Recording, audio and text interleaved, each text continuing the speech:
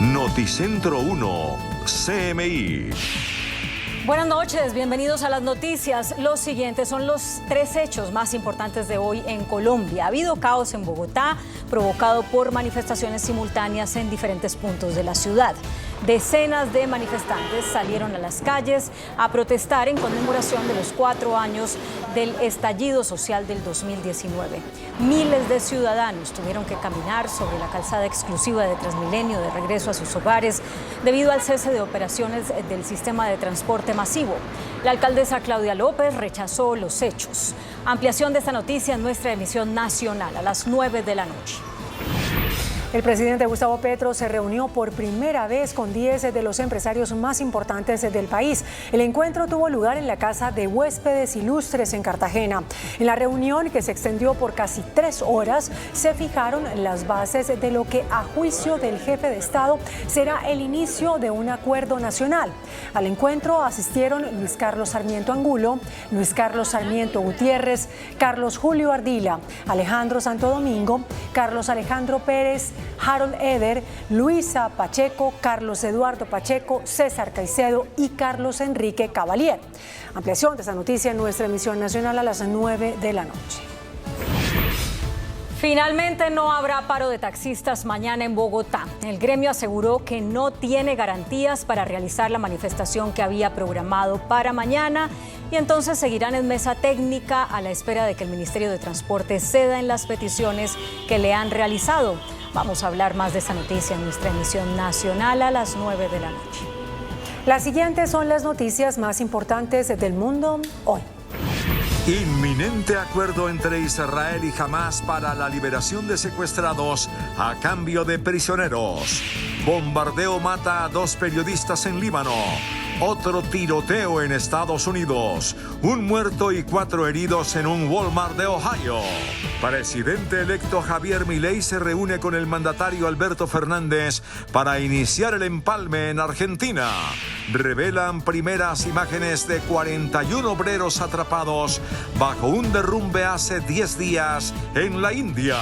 Indignación por agresión a candidato de Países Bajos.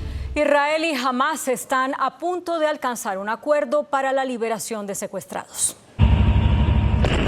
En la búsqueda de llegar a un acuerdo entre Israel y Hamás para la liberación de rehenes, el máximo dirigente del grupo miliciano dice estar cerca de lograr un consenso con Israel. Por su parte, el primer ministro Benjamin Netanyahu se pronunció. אנחנו מתמקדים כרגע בהגנה מאוד חזקה ומאוד יוזמת בצפון על מנת להשיג ניצחון מוחץ בדרום. יעד ראשון, חיסול החמאס, לא עוצרים עד שמבצעים. יעד שני, החזרת החטופים. אנחנו מתקדמים. A su vez, Netanyahu ha pedido a su gobierno que apoye el pacto con Hamás para lograr la liberación de rehenes, aunque es una decisión difícil, pero es la correcta. El pacto con Qatar como mediador incluiría la liberación de 50 rehenes de los 240 a manos de Hamás, a cambio de 4 o 5 días de tregua, la entrada de más ayuda humanitaria a Gaza y la excarcelación de al menos 150 de 300 presos palestinos. El primer ministro ha precisado que si llega a pactar el acuerdo no quiere decir que va a haber un alto al fuego. De lo contrario, continuará con la guerra. Un ataque de Israel en la frontera con el Líbano ocasionó la muerte de 5 personas, entre ellas 2 periodistas. Un segundo bombardeo por parte del ejército de Israel en el sur del Líbano deja a 4 personas muertas, 2 periodistas que trabajaban para la cadena libanesa y 2 civiles. Además, el ejército israelí ha asegurado que han logrado completar el cerco a la localidad de Jabalía, situada en el norte de la Franja de Gaza y acoge el campamento de refugiados más grande del enclave.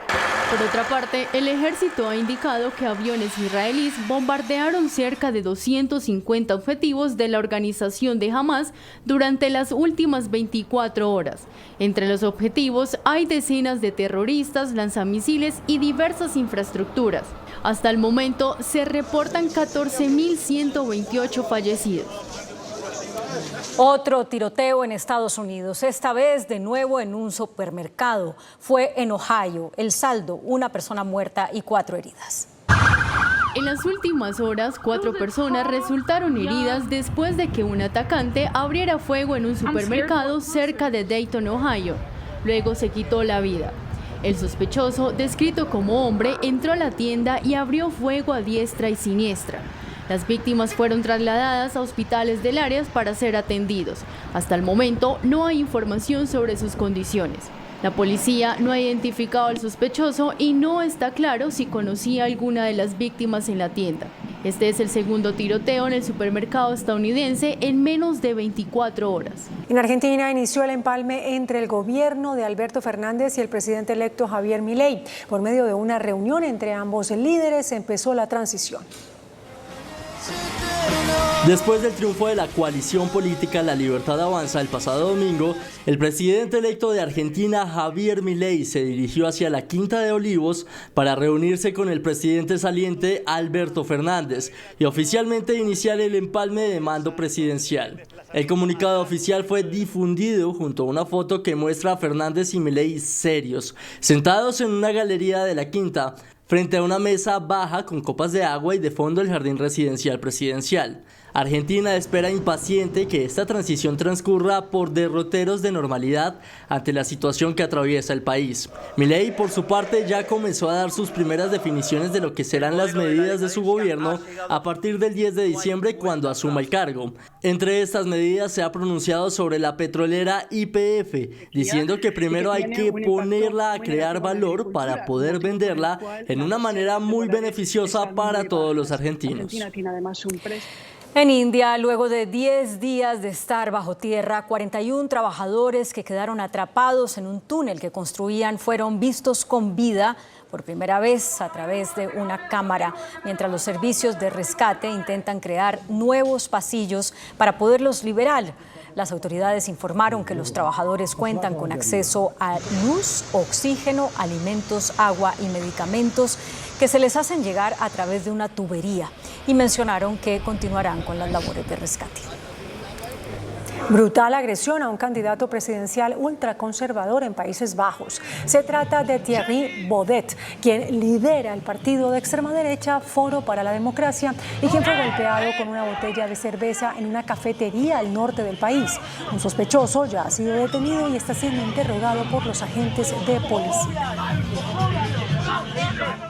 En Estocolmo, ingenieros presentaron un ferry de pasajeros de propulsión eléctrica que se desliza sobre el agua. Se trata de la nave P12 de Candela, la cual funciona únicamente con batería y las 3 alas de fibra de carbono con las que vuela, las cuales pueden reducir el consumo de energía hasta en un 80% en comparación con otras embarcaciones rápidas regulares. Este es un modelo de prueba el cual pudo alcanzar una velocidad objetivo de 55 kilómetros en tan solo 16 segundos de despegue. La versión lanzadera puede transportar hasta 30 pasajeros y un segundo modelo entrará en servicio en las vías fluviales de Estocolmo en el año 2024. Esta nave también estará a la venta y una versión lanzadera costará alrededor de 1.7 millones de euros. Bienvenidos a Entrevistas Canal 1. Hoy se cierra una etapa muy interesante para la Selección Colombia dirigida por Néstor Lorenzo. Una etapa que comenzó con 14 partidos por allá el 24 de septiembre del año pasado, cuando seguramente ustedes recordarán goleamos 4-1 en un partido amistoso a la selección de Guatemala. Después comenzó esta aventura de las eliminatorias al Mundial en las que Colombia alcanzó esta noche su tercera victoria. Con 3 empates además, llega a 12 puntos y nos deja por lo menos desde los resultados, desde la posición en la tabla, la tranquilidad de ver a un equipo efectivo. Invicto además en 14 partidos por todo tipo de competencias, oficiales y amistosos. Pero cada vez que la Selección Colombia juega, oficial o no oficial, nosotros tenemos el privilegio de contar con el mundialista Carlos Valdés. Y esta noche, Carlos, sí que tengo muchas preguntas. Más allá del resultado, más allá de la victoria, quiero saber qué sensación le queda a usted de lo que podría ser este remate de temporada, advirtiendo que en diciembre vamos a tener 2 partidos amistosos en territorio norteamericano, pero lo oficial cierra hoy con esta victoria en Asunción frente a la selección de Paraguay. Carlos, bienvenido, buenas noches. ¿Cómo vivió ese partido? Germán, ¿qué tal? Un saludo para todos. No, yo la verdad estoy muy emocionado, muy contento. Siento el corazón lleno realmente, no solo como hincha, como aficionado, como patriota, sino por la relación, la amistad que tengo con muchos de los futbolistas que hoy actúan en la selección, por la amistad también que tengo con el profesor Lorenzo, con Amaranto, porque tuve la oportunidad de compartir con ellos en otro escenario, tuve la oportunidad de conocer el ser humano que hay detrás del profesional y conocer al profesional con las capacidades que tiene, y este momento me invita a pensar en esa decisión de la federación, ¿no? De nombrar a Lorenzo y de pensar en todas las críticas y en todo el escenario hostil que se proponía, digamos, para el inicio de ese proceso. Y creo que al final, después de todo esto, lo único que uno puede sentir es esto, felicidad, sentimientos de agradecimiento, de gratitud y sobre todo de orgullo por el trabajo que ellos están realizando y lo que nos están haciendo sentir hoy como país. La última vez que Paraguay consiguió una victoria sobre Colombia fue camino al Mundial de Francia 1998. Fue el 2 de abril de 1997, victoria paraguaya 2-1. De ahí en adelante Colombia, con la de esta noche, completa 6 victorias y un empate. El empate fue precisamente camino al Mundial de Qatar, al que no pudimos ir con aquel 5 de septiembre del 2021. Carlos, vámonos al Estadio Defensores del Chaco, porque más allá de un balance general hay que hablar de lo que ocurrió esta noche. La primera pregunta que le quiero hacer es ¿cómo recibió usted las novedades en la nómina, unas obligadas como por ejemplo la salida de Davinson Sánchez por suspensión y su reemplazo por Yerry Mina? Y la segunda, el que para nosotros era un fijo, que era Mateus Uribe, pues resulta que hoy no estuvo en la titular de Néstor Lorenzo, sino que ingresó en el segundo tiempo. No, a mí la verdad ninguna de las dos me sorprende, y no me sorprenden porque creo que Lorenzo es un tipo muy inteligente. Me parece que él va a contar siempre con los que estén bien o con los que él crea que son los idóneos para el plan de juego que elige. Me parece que más allá de que nosotros afuera podemos pensar en que tiene un equipo ya fijo o algunos jugadores establecidos, digamos, en la titular, si algo aprendimos nosotros es que cada partido tiene un contexto distinto, necesita unas características diferentes para poder llevar a cabo las estrategias, los planes que ellos preparan de acuerdo a los videos, de acuerdo al análisis que se hace del rival, y por esa razón a mí no me sorprende que Mateus no fuera inicialista hoy, como tampoco lo de Yerry, más allá de que fuera entendible o que se pensara que Cuesta podría ser el titular por encima de Yerry, pero creo que acá se va uno al día a día, ¿no? Al camerino, al vestuario, y empieza uno a pensar y a comparar en características, sobre todo de habilidades blandas, estos dos jugadores, y creo que Yerry ha sido un tipo ganador, ha sido un tipo con carácter, con personalidad, más allá de las características futbolísticas que se pueden cuestionar o no, pero creo que ahí le gana la partida a los demás. Sin duda es uno de los capitanes del equipo y me parece que mientras esté en condiciones físicas de recuperación al 100%, pues siempre tendrá cosas importantes que apostarle y que apoyar a la selección. Carlos, me quedo con lo último que usted acaba de decir. Desde que tenga las condiciones físicas y desde que esté en un gran momento, le confieso, a mí me sorprendió que se hubiera decantado por Yerry en lugar de Carlos Cuesta, porque es que Yerry viene de una recuperación de una lesión, ha tenido muy pocos minutos con Fiorentina. Y vamos a ver en este compacto que ha preparado la redacción de Deportes las actuaciones de Yerry Mina. Carlos, por lo menos en lo que tiene que ver con el balance general, nos preocupó un poco la falta de tiempo, un poco la falta de distancia. Obviamente uno pensaría, Carlos, que con su 1,94 m quería Néstor Lorenzo salvaguardar el tema del juego aéreo de Paraguay, pero si uno ve y si uno repasa las acciones de Yerry, de pronto fueron más los lunares que los aciertos. No sé si usted lo comparta.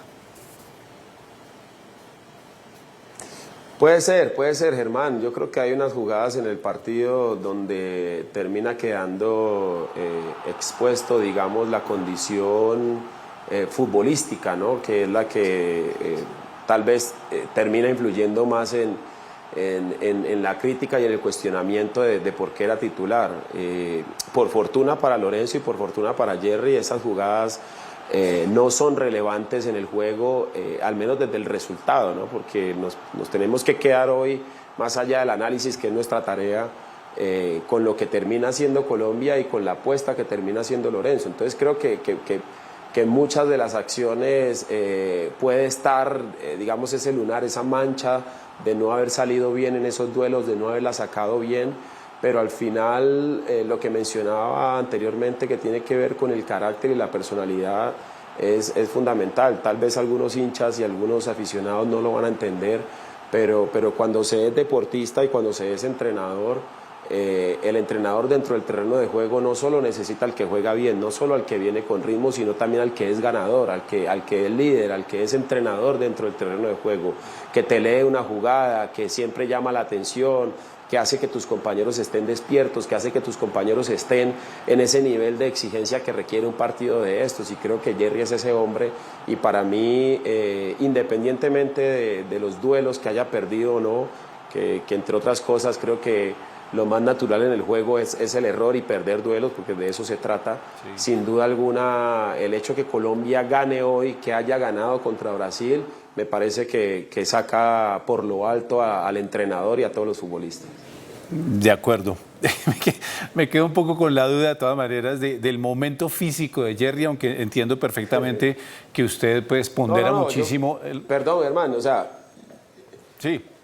Sí, no, yo creo que aquí lo que convenimos y en lo que seguramente vamos a coincidir es que no está en su mejor momento Jerry Mina, y que necesita mejorar, y va a tener que mejorar mucho, porque probablemente no todos los partidos vas a terminar ganándolos. En algún momento, si esas condiciones no se mejoran y si ese ritmo no se mejora, pues te va a pesar, ¿no? Y cuando el resultado es adverso, pues ahí no tendremos cómo empezar a encontrar razones o argumentos en algo diferente más que en el rendimiento futbolístico. No, tiene toda la razón. Aparte, en el segundo tiempo tuvo un par de intervenciones en el juego aéreo muy interesantes, cuando Tacuara supera a Camilo Vargas y Lucumí salva. De todas maneras, Jerry Mina también llegaba al cierre. Pero bueno, digamos que son asuntos para tener en cuenta, sobre todo porque recuerdo aquella famosa frase que hizo Escuela, de un técnico que decía que había que estar al 500% para jugar en Colombia, pero eso es otra historia. Carlos, metámonos más bien con el gol, en donde nos vamos a poner de acuerdo sobre la efectividad que pudo haber tenido Colombia en los primeros minutos de juego, en los que efectivamente se adueñó de la pelota, trabajó sobre el arco de Paraguay y terminó confundiendo a la defensa, a tal punto que llega la pena máxima. ¿Cómo le pareció a usted esa salida de Colombia a tratar de buscar el partido? No, Germán, a mí no solo en la jugada del gol, creo que hay muchas cosas positivas. Creo que Colombia jugó un gran partido. Yo no vi sufrir a Colombia en ningún momento. Al contrario, creo que fue el equipo que más clarificó, digamos, en esas acciones colectivas con la pelota. El gol, o mejor, la jugada que provoca el penal, es una jugada de realmente un equipo que se está encontrando en el terreno de juego, que está ya asimilando lo que es la idea del entrenador o del cuerpo técnico, que el momento futbolístico y anímico de los jugadores está mostrando cosas muy interesantes, está mostrando un equipo que quiere competir muy bien, que quiere cosas grandes, y creo que lo más valioso es eso, no solamente cómo termina esa jugada donde Borré anticipa al defensor y hace que la pelota pegue en el brazo, sino realmente lo que precede a la jugada, ¿no? Y el comportamiento colectivo, que nos dice muchas cosas, porque hay otras acciones donde fueron muy parecidas. Incluso me acuerdo en este momento esa pelota que le saca el arquero a Lucho Díaz del pase de borde externo de James Rodríguez. Entonces, al final, ese tipo de comportamientos te van marcando realmente para qué está una selección, y yo creo que sin duda alguna Néstor Lorenzo le está devolviendo el estatus a Colombia, le está devolviendo lo que habíamos ganado, el terreno perdido en la eliminatoria anterior, en el proceso anterior, no solo por la no clasificación al Mundial, sino porque la idea futbolística no estaba. y creo que producto de esa jugada hoy podemos hablar de una selección que nuevamente está encontrando esa identidad de juego y sobre todo que es eficiente, ¿no? Y no, sin duda. Aparte, 14 partidos invicto en competencias oficiales y en amistosos. Única selección suramericana invicta después de 6 jornadas, porque Brasil y Argentina cayeron, el propio Uruguay también cayó. Y qué bueno que Santos Borré se haya reencontrado con el gol, con la manera como ejecutó de bien esa pena máxima. Carlos, lo invito a que vayamos a una breve pausa, pero después quiero que analicemos lo que fue el comportamiento de Colombia con un esquema ofensivo interesante y los cambios del segundo tiempo que de pronto a veces nos dejaron algunas dudas, sobre todo no solamente por las posiciones. Analizando con el mundialista Carlos Valdés la victoria esta noche de la Selección Colombia en Asunción ante Paraguay, que además cierra una temporada no solamente de invictos, sino de resultados importantes que nos tienen con 12 puntos en la tabla. Carlos, hablaba usted del trabajo de Lorenzo. Ese 4-2-3-1 de esta noche, con los 2 volantes internos, Lerma, Castaño, con John Arias tirado por la extrema derecha, con Luis Díaz por la izquierda, con James detrás del 9 y el 9 en función de 9, como Rafael Santos Borré, hombre de área. ¿No es ese de pronto el esquema que mejor le queda a esta Colombia? Lo digo porque a veces Santos Borré se tiraba mucho a la banda, porque a veces se ensayaba con un falso 9 como Mateus, pero este 4-2-3-1 de esta noche ¿no le dejó una buena sensación? Sí, Germán. Lo que pasa es que creo que mucho tiempo atrás se daba mucha importancia a la estructura táctica, ¿no? Al posicionamiento táctico, porque por lo general en el fútbol anteriormente se acostumbraba mucho a usar futbolistas determinados en ciertos espacios del terreno de juego. Es decir, se hablaba mucho del marcador derecho, se hablaba del marcador izquierdo, se hablaba del líbero, se hablaba del stopper, se hablaba del puntero derecho, puntero izquierdo. Es decir, que estos jugadores por lo general trabajaban dentro de esa misma zona de influencia, y creo que el fútbol ha venido cambiando, y es algo que nosotros también tenemos que entender en algún momento, que el fútbol hoy en día, más que la estructura táctica, se trata de funciones y de tareas, y tal vez por esas razones en algunos partidos vimos a Borré haciendo otras cosas, y entiendo que otros entrenadores tal vez tergiversan o malinterpretan esto que acabo de mencionar, porque con todo lo que hemos vivido, pareciera normal que un jugador, por ejemplo, como Borré te pueda hacer de extremo, ¿no? Y entonces, por el hecho de tenerlo en el terreno de juego, le piden otras cosas que realmente se salen de la naturaleza de lo que el jugador siente. Y yo creo que eso hay que saberlo administrar y gestionar muy bien, porque sin duda alguna es una línea muy delgada, donde un futbolista que tiene la capacidad de hacer por momentos una tarea no significa que va a ser la función que normalmente hace un especialista en esa posición. Entonces creo que eso lo conoce muy bien Lorenzo, y yo estoy totalmente de acuerdo. Le está devolviendo la identidad, no solo por cómo encuentra realmente a los futbolistas, sino por el posicionamiento y las tareas que cumplen los futbolistas. Sí, de acuerdo. Ese tema de las posiciones y de las tareas es un tema que es emocionante y apasionante para analizar en el fútbol, porque usted tiene toda la razón. Uno a veces piensa, el técnico está esperando una cosa, uno ve otra y el jugador de pronto está interpretando otra, pero ese esquema fue tan interesante que en el segundo tiempo, cuando vienen los cambios, Carlos, sí son cambios posicionales. Fíjese que Mateus reemplaza a Castaño. Oiga, lo de Kevin Castaño, maravilloso contra Brasil y contra Paraguay. Carrascal reemplaza a James también en esa función. Lo de James también es para ponderar. Hamilton Campas entra por la zona de Díaz y John Córdoba entra a hacer esa función de 9 en la sustitución de Borré.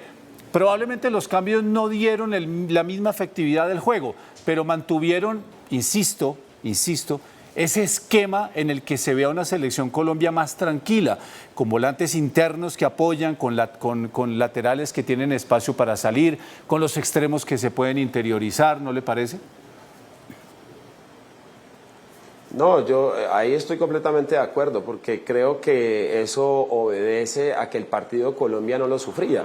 Es decir, que el plan que el entrenador se había imaginado y la distribución táctica y las tareas le estaban funcionando y le funcionaron durante los 90 minutos, y por eso el entrenador, cuando hace las variantes, las hace más por el desgaste físico de los jugadores que por realmente modificar el plan de juego o la estrategia, porque creo que que en eso acertó mucho el cuerpo técnico de Colombia, por eso el cambio posicional de los nombres y de hombre por hombre de acuerdo a la función que cumplían. Me parece que en eso estamos de acuerdo y que coincidimos, porque sin duda, más allá de la necesidad que tenía Paraguay, pues Colombia no lo sufre, y no lo sufre por la calidad de los jugadores y el rendimiento colectivo que está mostrando, incluyendo los hombres del banco, que, como bien lo dices, Germán, creo que no dieron tal vez el cambio anímico y físico que el partido necesitaba. Sin embargo, al final Colombia termina ganando, y es imposible marcar esto como un lunar o como una mancha, digamos, en las circunstancias del juego. No, sí, sin duda. Los resultados en el fútbol, y sobre todo en el fútbol de competencia oficial, marcan definitivamente.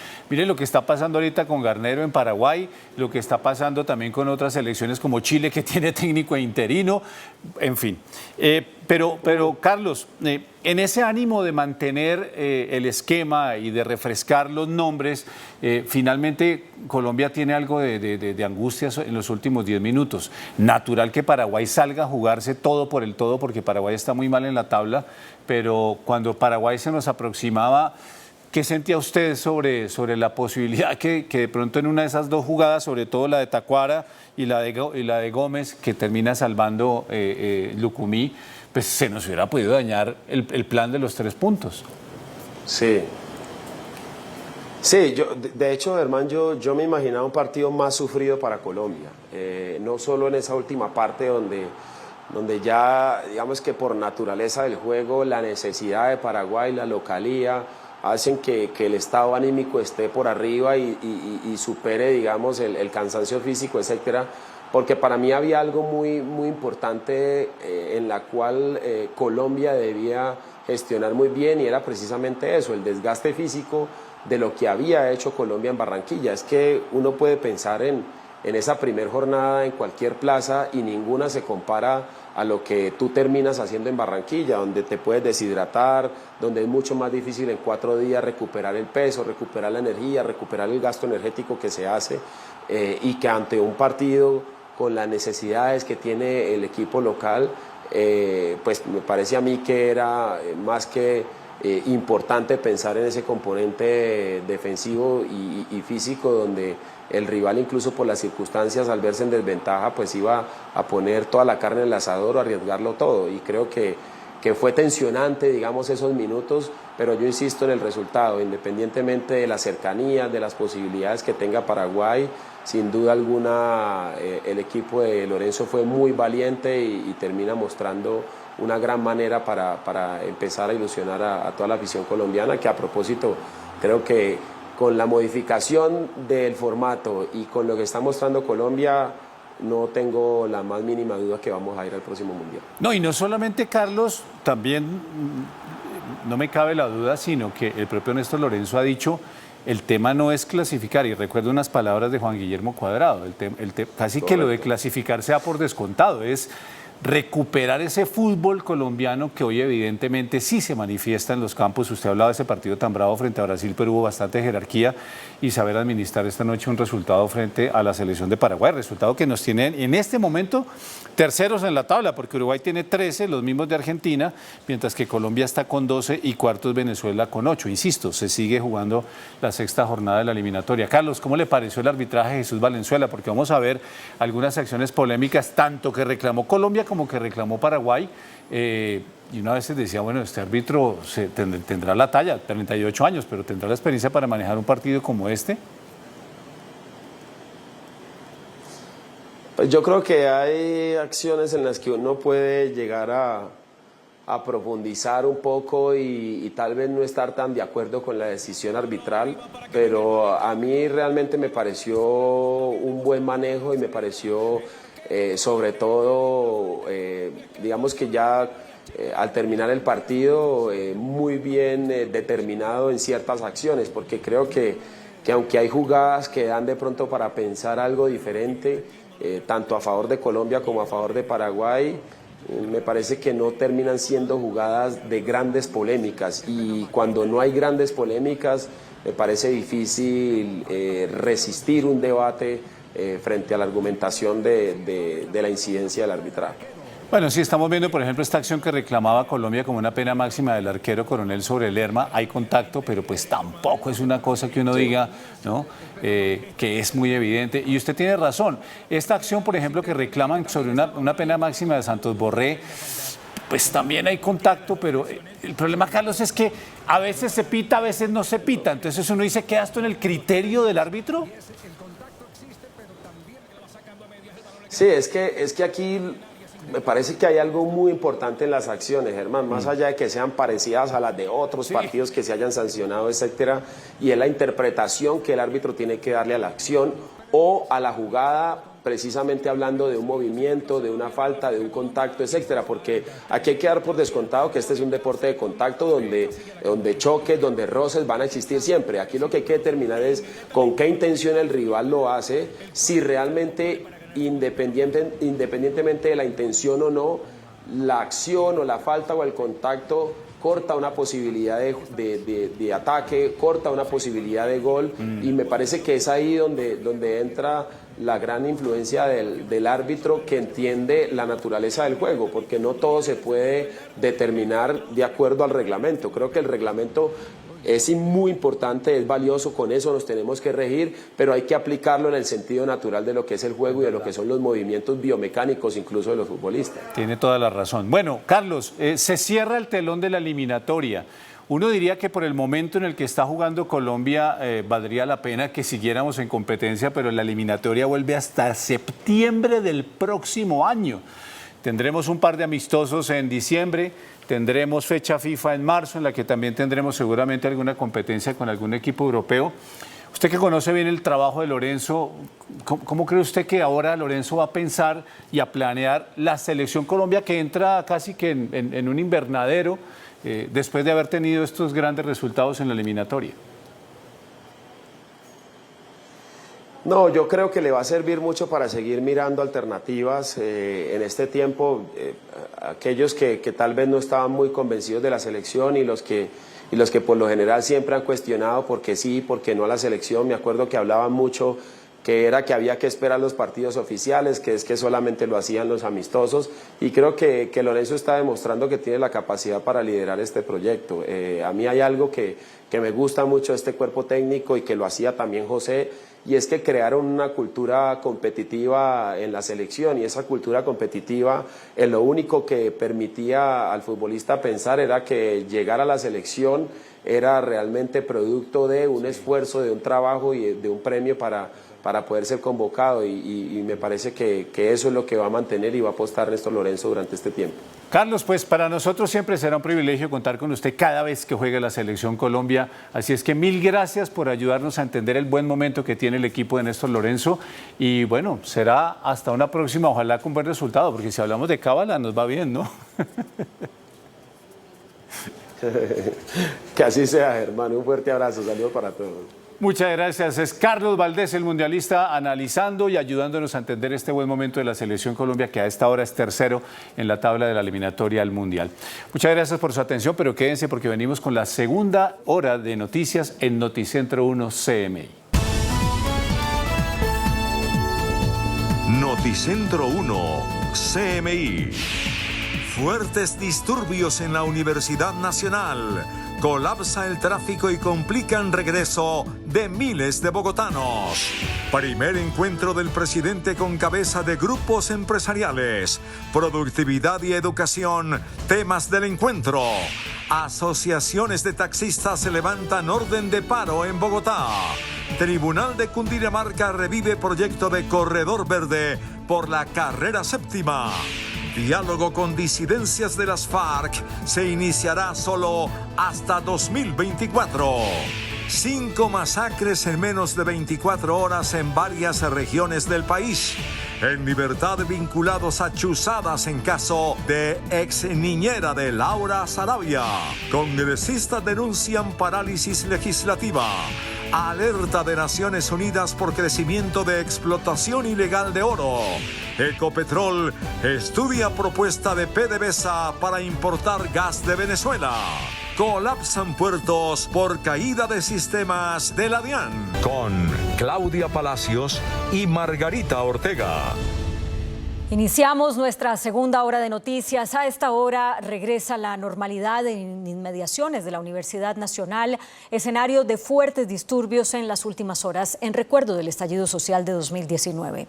La protesta colapsó el tráfico y suspendió el servicio de Transmilenio, lo que llevó a muchos a regresar a pie a su casa.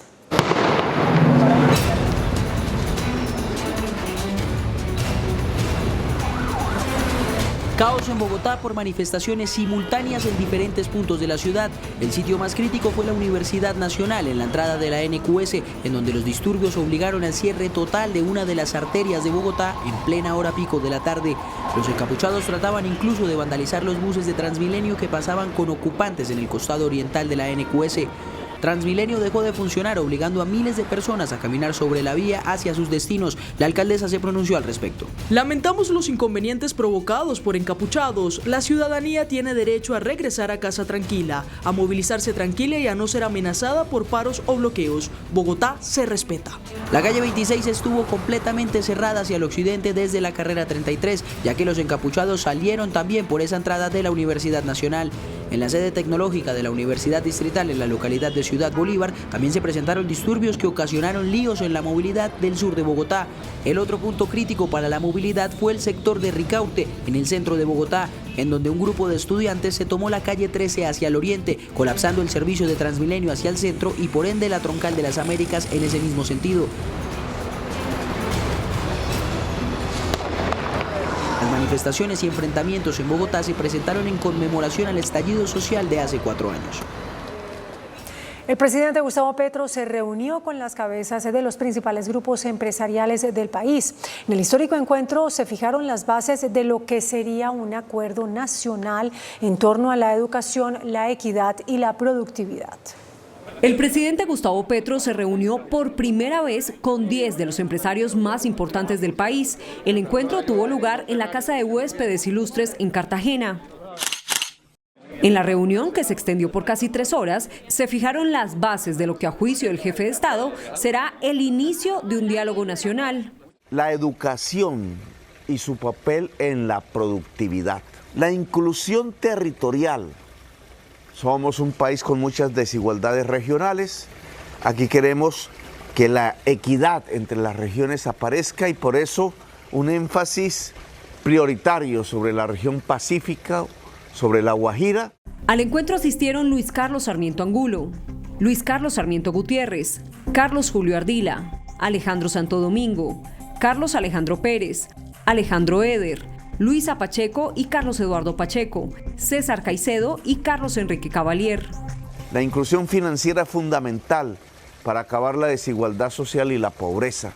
Los encuentros con el empresariado continuarán para definir objetivos comunes y concretar propuestas que permitan garantizar el acceso a la educación, la equidad territorial, el desarrollo productivo de la tierra, la inclusión financiera y el desarrollo de la economía popular. No habrá paro de taxistas mañana en Bogotá. Eso fue lo que dijo el gremio con el argumento de que no hay garantías para que puedan desarrollar la protesta. El denominado Comité del Paro Noviembre 22 aseguró después de su última reunión que no participará de la manifestación programada en la ciudad para el día de mañana. Desistimos de la protesta convocada para el día 22 de noviembre, ya que está satanizada y mal influenciada por algunos medios de comunicación y la doctora Claudia López, alcaldesa de Bogotá. Nosotros, el comité, debemos ser responsables frente a los sucesos que se puedan presentar con los vehículos y la integridad física de los compañeros. Hugo Ospina, uno de los líderes del gremio, ratificó después de la última reunión que sostuvieron en el Ministerio de Transporte la suspensión del paro mediante un video que envió a través de redes sociales. Le decimos a todos nuestros compañeros de la ciudad de Bogotá y del país que el paro de taxistas se suspende, que seguimos en asamblea permanente. Los taxistas esperan llegar a un acuerdo con la cartera de transporte sobre las peticiones que han venido realizando. El Tribunal de Cundinamarca tumbó la medida cautelar que frenó temporalmente el proyecto del Corredor Verde de la carrera séptima de Bogotá. El tribunal además le dio 2 días al juez a cargo del proceso para proferir una nueva decisión, ya que previamente había hecho efectiva la medida cautelar de la acción popular presentada en contra del proyecto, impidiendo de esta forma la adjudicación del tramo norte y la apertura de la licitación para el tramo sur. Dejar sin efectos la providencia del 25 de octubre del 2023, mediante la cual se decretó la medida cautelar para que en su lugar, dentro del término de 2 días, el Juzgado 35 Administrativo del Circuito Judicial de Bogotá profiera una nueva decisión con observancia de las consideraciones acá realizadas. Esta decisión se da después de la acción de tutela interpuesta por la alcaldesa Claudia López y los oferentes del tramo norte del proyecto, una vez se conoció la decisión del Juzgado 35 Administrativo de Bogotá, que parecía ponerle un freno irreversible al proyecto del corredor verde de la carrera séptima. Se espera que el tramo de la calle 99 a la 200 se adjudique en los próximos días, pues ya se tenía conocimiento de los oferentes previo al lío judicial, y además que se abra el proceso licitatorio para el tramo que va de la calle 99 a la calle 24. El ministro del Transporte, William Camargo, reveló que el gobierno va a revisar a profundidad algunas concesiones y también descartó que el Invías y la Agencia Nacional de Infraestructura vayan a pasar a ser parte del Departamento de Prosperidad Social. Debido a los líos jurídicos en los que están varias obras del país, el Ministerio de Transporte adelantará una revisión del modelo de concesiones. Recibimos un paquete de concesiones que están prácticamente materializando los proyectos de cuarta generación. 29 concesiones, varias de ellas con problemas de su ejecución y que al momento que este gobierno las asumió, las encontramos con 17 tribunales, con cuantías que estaban cercanas a los 10 billones de pesos. Hemos recibido tribunales adicionales en estos 12, 14 meses que llevamos. Eso implica una revisión a fondo de lo que estos modelos en términos de la asignación de riesgo y la forma como entre Estado y privado los estamos gestionando le permiten al país avanzar de manera sostenible. Pese a que se realizarán algunas modificaciones en la estructura institucional, el ministro aclaró. En ningún momento se ha hablado que, por ejemplo, el DPS pueda asumir las competencias que en gestión de infraestructura desarrolla la ANI, el Invías o Aerocivil. Mañana el funcionario presentará los proyectos del sector transporte en el Congreso Nacional de Infraestructura en Cartagena. El proceso de diálogo y negociación con el llamado Estado Mayor Central se mantiene en la incertidumbre. Los miembros de la delegación permanecen en consultas y mañana se reunirán con la Comisión Internacional para plantear varias exigencias y retomar las conversaciones el próximo año. La principal preocupación del llamado Estado Mayor Central es justamente sobre la autonomía de la Comisión del Gobierno. Que la Comisión de Diálogo hoy del Gobierno no es plenipotenciaria. Entonces ha llevado a que discutamos por días, se llegan a unos muy buenos acuerdos, pero ellos tienen que enviarlo a presidencia y ahí es donde el Ministerio de Defensa o el presidente los modifica a última hora. Ese es un factor fundamental que creemos que debe superarse. Dicen que mantienen su disposición al diálogo, pero los tiempos no darían para arrancar un primer ciclo este año. Los tiempos no van a dar para que las agendas que habíamos pactado previas a la crisis se puedan cumplir tal cual. Se mantienen en pedir que se prorrogue el cese del fuego que termina en enero. Si el gobierno nacional en realidad tiene interés en estos diálogos y de verdad le preocupa la paz de las comunidades en Colombia, pues reanudará el cese al fuego. Si al gobierno nacional no le preocupa la paz de los colombianos y no tiene un interés serio en este proceso de diálogo, pues no reanudará el cese al fuego. Entonces quedarán suspendidos los diálogos. O sea, el balón está en manos de Petro. Aclaran que no hay ruptura de diálogos, sino peticiones directas al gobierno. El gobierno Petro, como supremo comandante de las Fuerzas Armadas, tal cual lo reza la Constitución Política de Colombia, debe de exigirle, no pedirle, exigirle a las Fuerzas Armadas colombianas las no alianzas con grupos paramilitares, las no alianzas con otros grupos armados para participar en acciones en contra de nosotros. Mañana habrá reunión con la comunidad internacional para buscar salidas que permitan retomar los acercamientos. Las autoridades reportaron 5 masacres en menos de 24 horas. Uno de los hechos más violentos se registró en Jamundí, en el Valle del Cauca, donde 4 personas fueron asesinadas. En el país ya se han perpetrado 85 masacres según Indepaz. En menos de 24 horas se presentan 5 hechos violentos, donde mueren más de 15 personas. La masacre número 82 se presentó en Puerto Berrío, Antioquia. 4 personas fueron asesinadas. La masacre 83 se presentó en Jamundí, Valle del Cauca. Otras 4 personas fueron ultimadas. La masacre número 84 se presentó en Algeciras, Huila, donde 4 personas fueron asesinadas. Y la última de esta noche fue en Ipiales, en el departamento de Nariño, donde 3 personas fueron asesinadas. También se confirmó el asesinato de Hugo Arley Muñoz Palacio, quien fue asesinado en Briceño, Antioquia, un líder social quien se convierte en la víctima número 146 asesinada en 2023. Probablemente lo que está sucediendo es que se ha acabado este cese que se presentó por las elecciones de 3 semanas en donde no habían asesinado. También hubo confirmación de otra masacre en Casanare, donde 3 migrantes venezolanos fueron asesinados. Quedaron en libertad varios de los vinculados en el caso de chuzadas de Marel Bismesa, quien fuera empleada de la hoy directora de Prosperidad, Laura Sarabia. Por vencimiento de términos quedó en libertad el subintendente Freddy Gómez y Rafael Santos, quienes según la Fiscalía participaron en las interceptaciones ilegales a la ex niñera de la entonces secretaria privada de la presidencia, Laura Sarabia. La decisión se dio luego de que la Fiscalía no presentara el escrito de acusación. La Justicia Especial para la Paz pidió celeridad a la alcaldía de Medellín en las excavaciones que se deben hacer en la zona de La Escombrera para buscar a personas desaparecidas que se presume que estarían allí enterradas. Durante la diligencia, el magistrado Gustavo Salazar interrumpió al alcalde encargado Óscar Hurtado y le llamó la atención. Dijo que es inadmisible el retraso en el cronograma prometido para iniciar la búsqueda en La Escombrera, que lleva meses detenida. Yo le voy a pedir, señor alcalde, de verdad, que cerremos este informe de geotecnia. Es decir, no puede ser que un informe de geotecnia, que tiene básicamente una recomendación, que aquí estuvo el ingeniero y que anotó que había 3 obras civiles menores, que eran una corona, unas canaletas, unos desagües y un tanque, si mal no recuerdo, nos demoremos 2 meses en hacer una revisión. Luego llegó otro llamado de atención para el mandatario, esta vez porque los tiempos cada vez se prorrogan más y no hay claridades en el inicio de excavaciones. Entonces, yo sí le voy a pedir aquí que nos dé un momento de cierre, y el cierre tiene que ser ya, en relación con la revisión y consideraciones.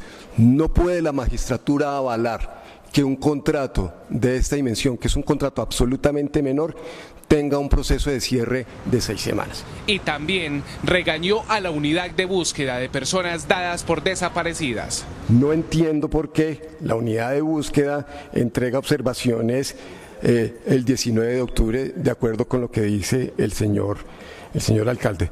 Al finalizar la diligencia, la JEP le hizo un ultimátum a las instituciones para que haya punto final en el retraso. Las fuerzas militares y acerías Paz del Río convirtieron 25.000 armas incautadas a grupos criminales en materia prima para proyectos sociales. Bajo el programa Fundiendo Armas, Cimentando Sueños, las fuerzas militares transformaron dicho arsenal en acero. Entre el material destruido hay revólveres, pistolas, fusiles, carabinas, ametralladoras, subametralladoras, morteros y lanzagranadas de diferentes calibres. A una mala relación con el gobierno del presidente Petro atribuyeron congresistas de diferentes partidos la parálisis en que está el Congreso de la República. Pusieron en duda la aprobación en esta legislatura de las reformas a la salud, pensional y laboral. Las sesiones ordinarias de este periodo legislativo culminan el 16 de diciembre y el gobierno se ve en afugias para que sean aprobadas las 3 reformas que son sociales y a las cuales le ha metido impulso: reforma a la salud, reforma pensional y reforma laboral. No obstante, en el Congreso, dicen algunos, hay parálisis legislativa. Sin lugar a dudas es una pelea acá con el presidente y un tema, pues obviamente, de extorsión burocrática de un lado y del otro, pues para aprobar o desaprobar reformas. Es muy complicado. Pero hay una actitud lejana, displicente, desordenada, abstraída del gobierno frente a la relación con el Congreso. No, el Congreso tiene que estudiar, tiene que trabajar, tiene que analizar los proyectos. No es una fábrica de hacer leyes. Sin embargo, hay que aclarar aclarar que los proyectos hay que votarlos rápidamente para no generarle zozobra e incertidumbre a la economía del país. Ninguna reforma ha pasado hasta ahora, faltan 3 semanas, amanecerá y veremos. Que tiene una cuota alta de responsabilidad del gobierno del presidente Petro.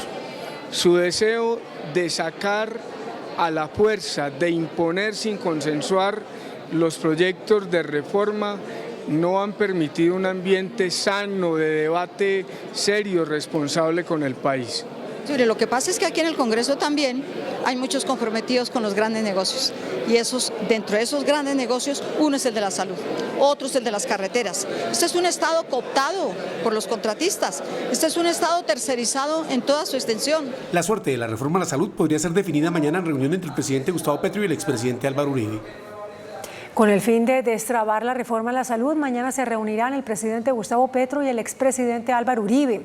El debate del proyecto se retomará solo después del tinto entre el jefe de Estado y el líder de la oposición. Mañana miércoles se reunirá el presidente Gustavo Petro con el expresidente Álvaro Uribe. El tema que convoca el inusual encuentro es la reforma a la salud. En la reunión, que se llevará a cabo a las 5 de la tarde en la Casa de Nariño, también participarán congresistas afines al gobierno y del Centro Democrático. No son razones caprichosas, nosotros en este caso no estamos haciendo oposición por oposición, sino que sencillamente tenemos una serie de preocupaciones a propósito del futuro del sistema de salud colombiano. La petición de la oposición será crear una mesa nacional para construir una reforma concertada y retirar el proyecto que hace trámite en el Congreso. Yo creo que el partido ha sido claro que nosotros consideramos que esta reforma hay que retirarla y construir una nueva. También asistirán miembros de la academia y los usuarios de la EPS. La preocupación de los usuarios es la libre elección de la EPS, que hoy usted está en una mala EPS, se puede pasar para una mejor. Si usted tiene un tratamiento y en una EPS no se lo hacen, usted puede cambiar. Eso es muy importante.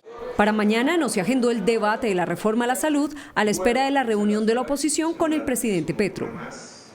Pues a propósito de esta reunión del presidente Petro con el expresidente Uribe y miembros del Centro Democrático, los partidos independientes también solicitaron que el jefe de Estado se reúna con ellos. La plenaria de la Cámara de Representantes se aplazó este martes a la espera de la reunión entre el presidente de la República y algunos partidos de oposición por el proyecto de reforma a la salud. Sin embargo, el presidente de la Cámara, Andrés Calle, afirmó que esa reforma terminará su trámite en plenaria antes del receso legislativo. Tenemos 28 días para que esta reforma o se hunda o avance, o saquemos los 56 artículos o hundan la reforma, pero no nos vamos a quedar en la mitad. Y en eso, si tenemos que trabajar de lunes a sábado, pues estamos en toda la disposición de hacerlo. Partidos independientes enviaron una carta al jefe de Estado para que también sean invitados a la reunión y en esta a debatir algunos puntos de la reforma. Lo más sano para la reforma a la salud es retirarla, porque yo creo que está en cuidados intensivos casi que ya en coma. Entonces, si la retiráramos ahorita, podríamos trabajar diciembre y enero, realmente concertar con las fuerzas políticas y con los actores del sector salud y de la sociedad civil. Por ahora no se ha dado respuesta a esos partidos. Los ponentes del proyecto también participarán del encuentro mañana. La Oficina de Naciones Unidas contra la Droga y el Delito emitió un nuevo informe en el que reporta que en Colombia durante el último año se generó un aumento significativo de la minería ilegal. El gobierno de Colombia, junto con el gobierno de Estados Unidos y la Oficina de Naciones Unidas contra la Droga y el Delito para la región andina y el Cono Sur, reportaron que en 13 de los 32 departamentos del territorio nacional existe evidencia de explotación de oro de aluvión, EBOA, en tierra, de manera ilegal, y que el 85% del área total detectada se concentra en 3 departamentos: Chocó, Antioquia y Bolívar. El sistema de monitoreo identificó 94.733 hectáreas de explotación de oro de aluvión, de las cuales el 73% proviene de explotación no autorizadas. Este sistema permite tener una aproximación de esta problemática en los territorios, con el fin de contribuir en el conocimiento para que se desarrollen acciones y esfuerzos coordinados entre el gobierno, empresas mineras, organizaciones y comunidades afectadas. El Ministerio de Ambiente, los gremios y los recicladores firmaron un pacto para reducir el consumo de plásticos de un solo uso.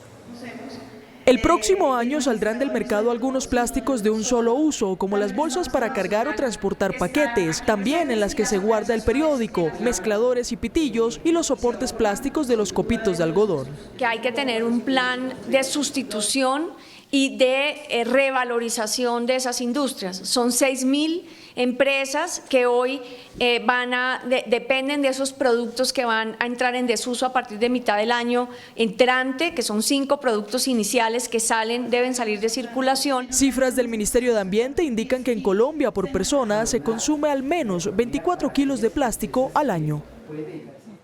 Mercurio, plomo y basuras amenazan los afluentes del río Cali, según alertaron las autoridades ambientales de la ciudad.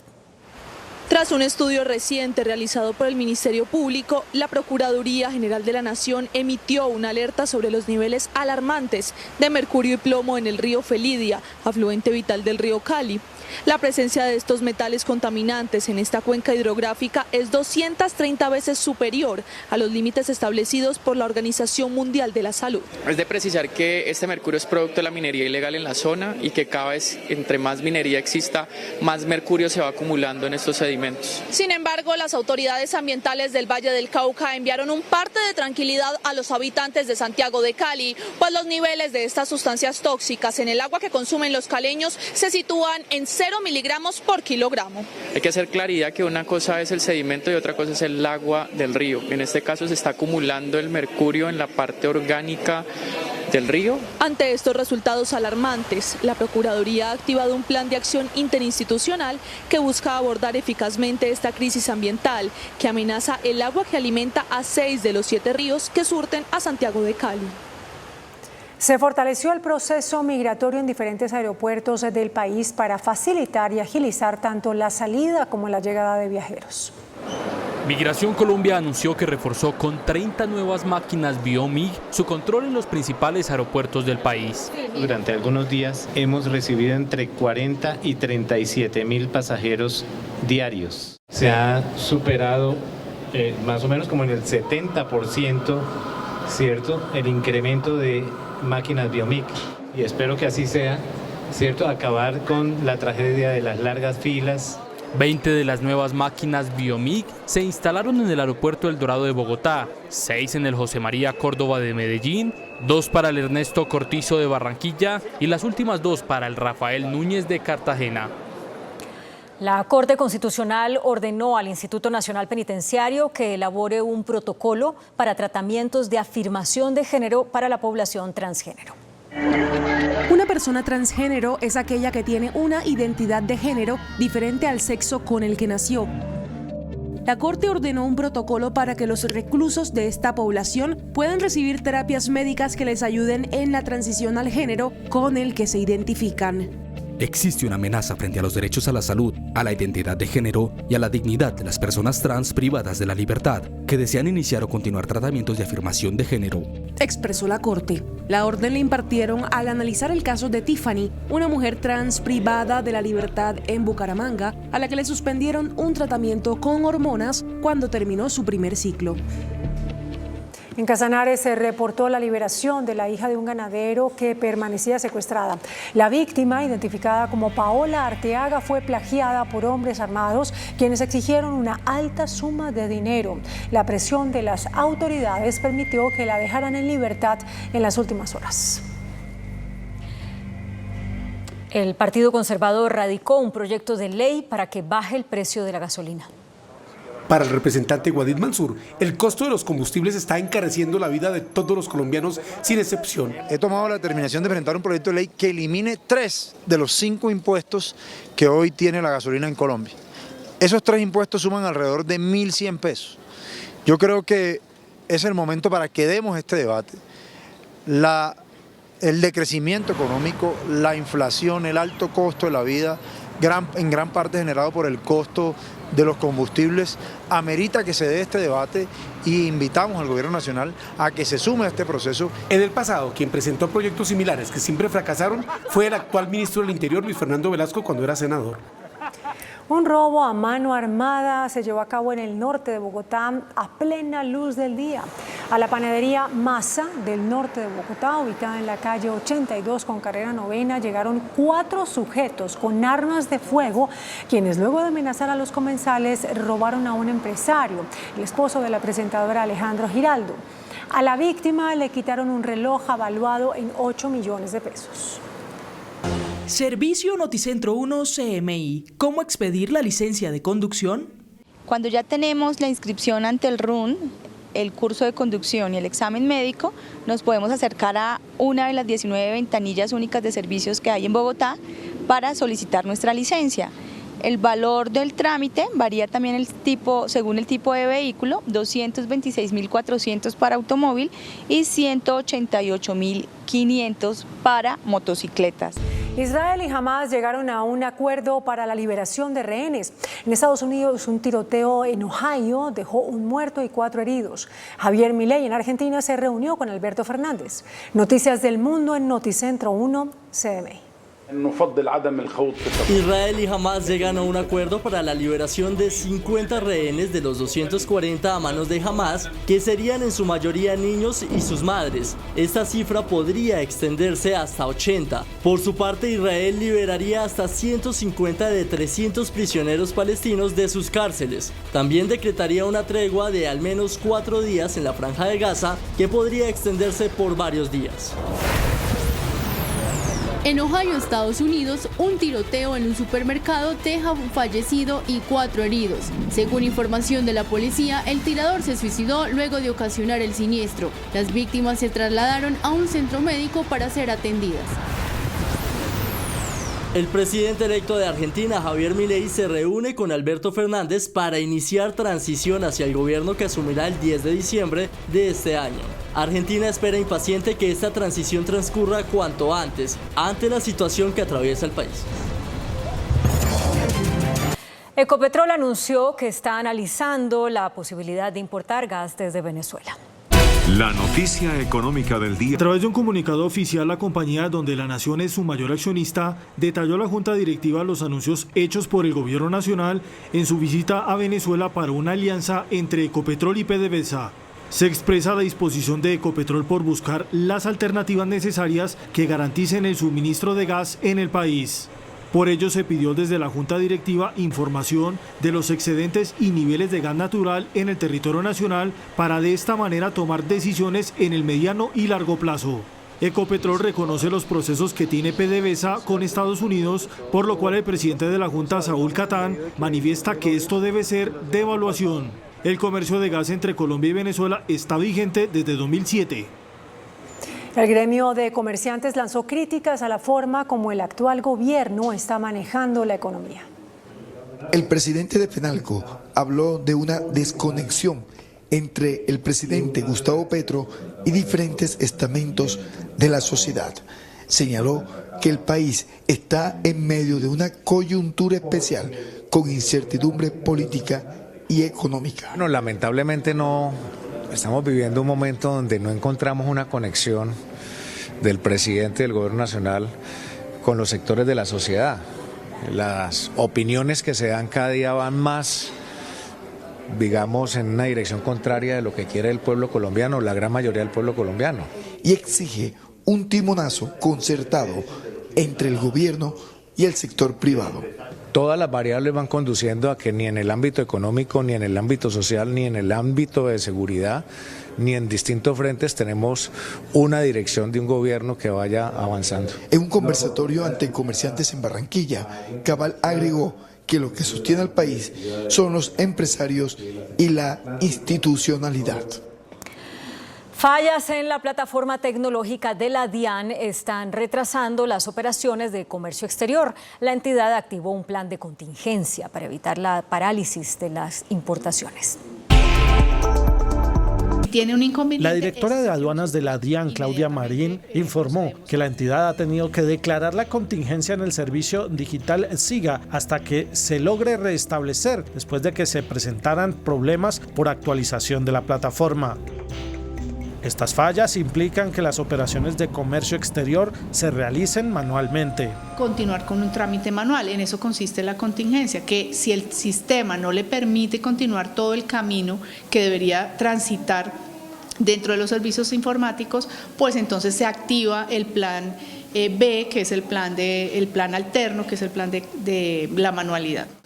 La Asociación del Comercio Exterior ha hecho un llamado al gobierno nacional para que se tomen las soluciones de fondo que eviten que sigan fallando los sistemas que son vitales para la importación de mercancías. Juan Armando Rojas, Noticentro 1, CMI. El gerente del Banco de la República, Leonardo Villar, advirtió que los efectos del fenómeno del Niño serán mínimos sobre la inflación. Durante su intervención en el Foro Económico de Forbes, el gerente del emisor sostuvo que las estimaciones iniciales indican que el fenómeno del Niño tendrá un impacto mínimo sobre la inflación. Según el directivo, el efecto será de 0,6%. No nos va a generar un problema mayor de que posiblemente impida una caída en los precios de los alimentos tan fuerte como la que hubiéramos esperado en otras circunstancias, pero que no va a ser una fuente de desajuste mayor para el comportamiento de la inflación el año entrante. Con ello se mantienen las estimaciones de inflación para el cierre del año en 9,6%. La mayor caída de la inflación sería en el 2024. Estaríamos a finales del año en niveles del orden de 5,5%. 5,5% implicaría la reducción más fuerte de la inflación que hemos tenido en 100 años de historia del Banco de la República. Reiteró que en la medida que baje la inflación, se vendrán recortes en las tasas de interés, hoy en niveles de 13,25%. Un reciente estudio del Banco Mundial revela que Colombia está entre los países de América Latina donde menos hogares acceden a Internet de banda ancha. Los países con mayor porcentaje de hogares que tienen acceso a Internet de banda ancha en América Latina son Brasil, Chile, Argentina y Ecuador, todos con más del 70% de las familias conectadas. En la parte baja de la tabla están Colombia, Bolivia y Perú. En el sector de las telecomunicaciones esperan que la irrupción de nuevas tecnologías como el 5G ayude a reducir estas brechas. Yo pensaría que con un poquito de suerte, primer trimestre del 2024, ya vamos a poder empezar como colombianos a disfrutar de servicios 5G dentro de nuestros bolsillos. Vamos a ver si es cierto. Se espera que el próximo 20 de diciembre se adjudique la licitación para operar el 5G en Colombia. El director de la Agencia Nacional de Tierras, Gerardo Vega, anunció que la compra de tierras ya supera las 161.000 hectáreas. La compra de tierras en el país llega a las 161.000 hectáreas en 479 predios. De este monto por compra directa se llega a las 79.727 hectáreas, mientras por recuperación administrativa se llega a 77.768 hectáreas. Por donaciones se llega a 3.564 hectáreas. El reconocimiento, dejar los términos para entregarla. Cada predio que entregamos, cuando es entrega individual, ¿cierto? Tenemos que dividirlo. La formalización de títulos alcanza en el último año 1.3 millones de hectáreas. Esto está dirigido a campesinos, campesinas, mujer rural, indígenas y comunidades negras. De las 161.000 hectáreas se han adjudicado cerca del 45% con proyectos de desarrollo. Y la Comisión Nacional de Crédito Agropecuario aprobó un nuevo esquema de distribución de préstamos para el sector de 6 billones de pesos. El objetivo es fortalecer los recursos para los pequeños productores con la creación de modelos asociativos simplificados que faciliten el acceso al financiamiento y a la redefinición de créditos de capital de trabajo e inversión. El índice de capitalización de la bolsa, que mide el comportamiento de las 25 principales acciones, cerró al alza. El índice selectivo MSCI Colcap de la Bolsa de Valores de Colombia subió 0,31% a 1.128 puntos. La acción de Ecopetrol fue la que más subió, con una valorización de 1,8% a 2.545 pesos. La acción del Grupo Bolívar fue la que más bajó, con una pérdida de 3,18% a 47.440 pesos. También la acción de Ecopetrol fue la más negociada de la jornada, al movilizar más de 8.000 millones de pesos. Y el dólar cerró al alza. Indicadores económicos en Noticentro 1, CMI. La tasa representativa del mercado que regirá para mañana miércoles será de 4.060 pesos con 15 centavos. Los profesionales del cambio compran la divisa en promedio en 3.950 pesos y la venden en 4.000 pesos. Un euro cuesta 4.399 pesos con 80 centavos. La libra de café en Nueva York se cotizó a $1.68. El azúcar se transó en 27,72 centavos de dólar la libra. El barril de petróleo WTI se cotizó en $77,81 centavos. La referencia Brent para Colombia se cotizó en $82,52 centavos. Una acción de Ecopetrol cuesta 2.545 pesos. Hasta aquí Noticentro 1, CMI.